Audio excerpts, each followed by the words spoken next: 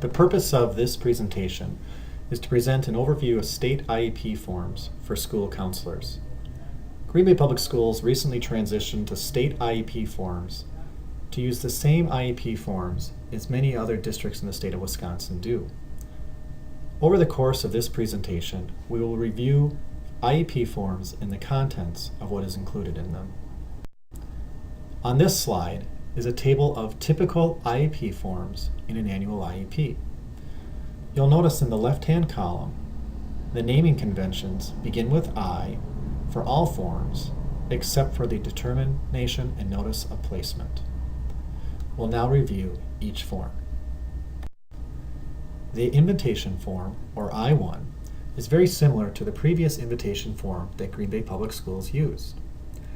As in the past, it is required to be sent at least 10 days prior to an IEP meeting. It indicates the meeting date, time, and location, along with the purpose of meeting and the names of the meeting participants. The cover sheet is now referred to as the I-3. The cover sheet includes identifying demographic information on the student, again includes the purpose of the meeting, along with the team members of the IEP meeting in attendance.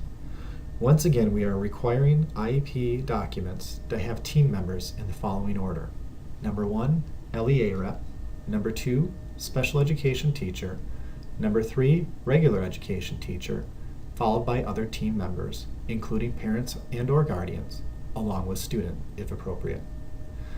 The I-3 also includes an area of documentation of parents' participation or the attempts to involve the parent in the IEP. The present level of performance, or plot, is now referred to as the I-4.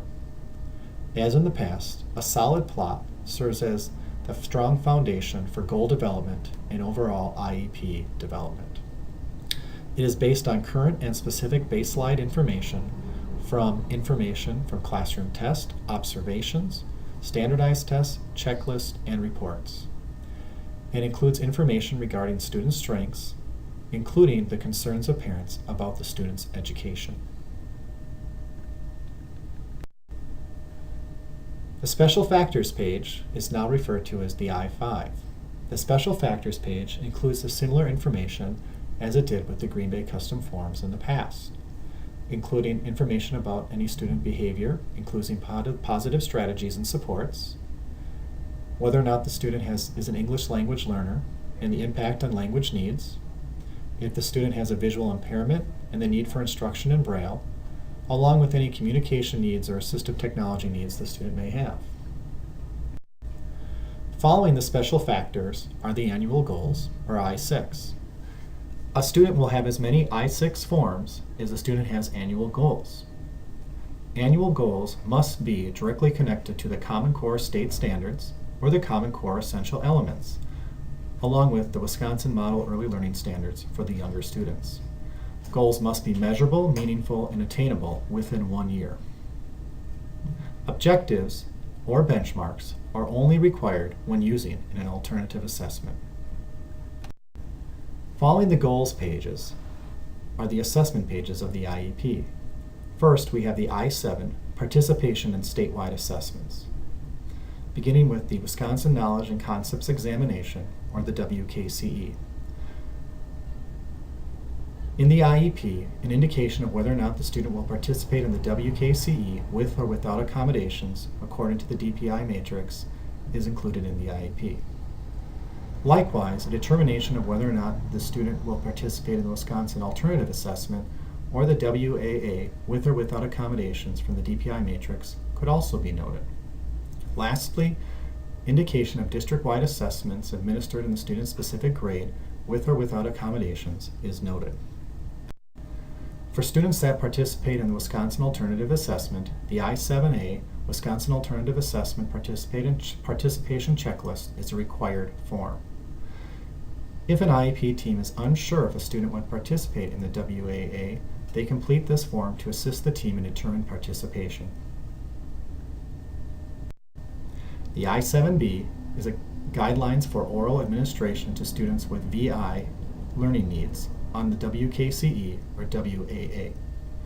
This form justifies reading all sections of the state test and is completed by the VI teacher.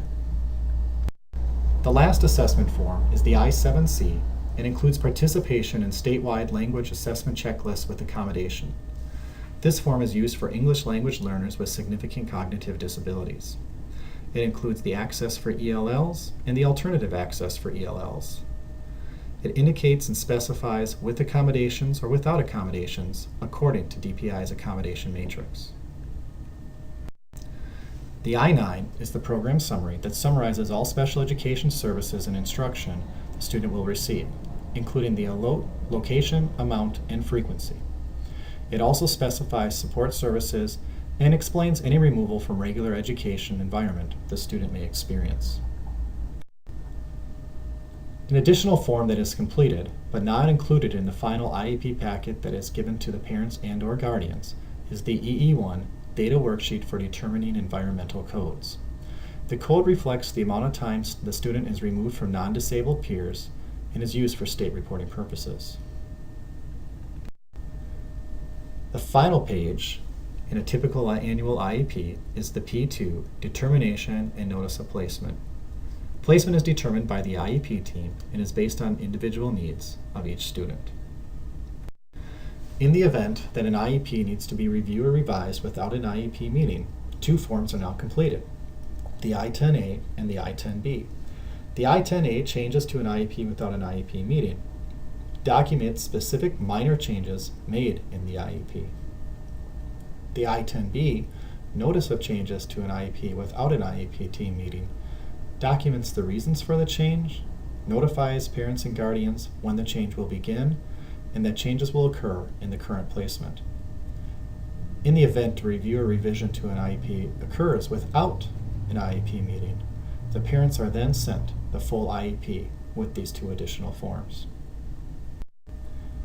On this table are miscellaneous additional forms that may be used during an IEP meeting depending on the age or grade level of a student or the purpose of the IEP meeting. We'll now review these forms. The I-1A is a request to invite outside agencies to an IEP meeting. This form provides signed written consent to invite an agency or personnel to assist with transition planning.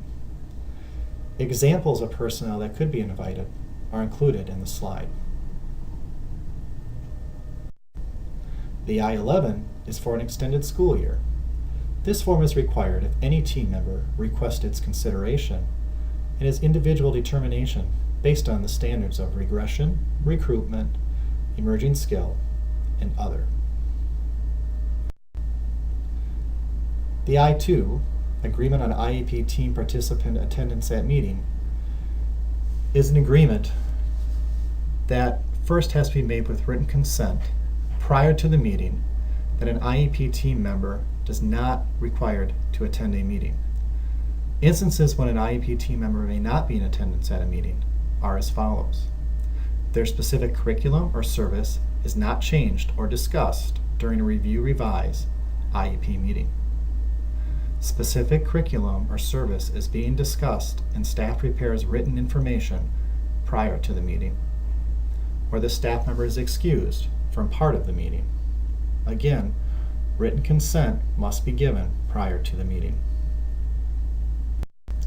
P3, Notice of Graduation.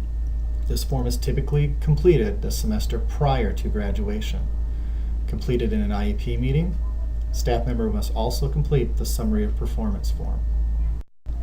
P4, Notice of Ending Services Due to Age. Typically completed the semester prior to the ending of services. Completed in an IEP meeting, staff must also complete a Summary of Performance. The two forms not reviewed in this presentation are the Summary of Performance form, which can be found in ONET, and the Transition Plan, otherwise referred to as the PTP. The PTP is now completed, as was last year, in the state system, must be completed in the state system, and is included in the IEP packet, along with the PDF after being approved, being sent to your DOB secretary to be uploaded to ONET.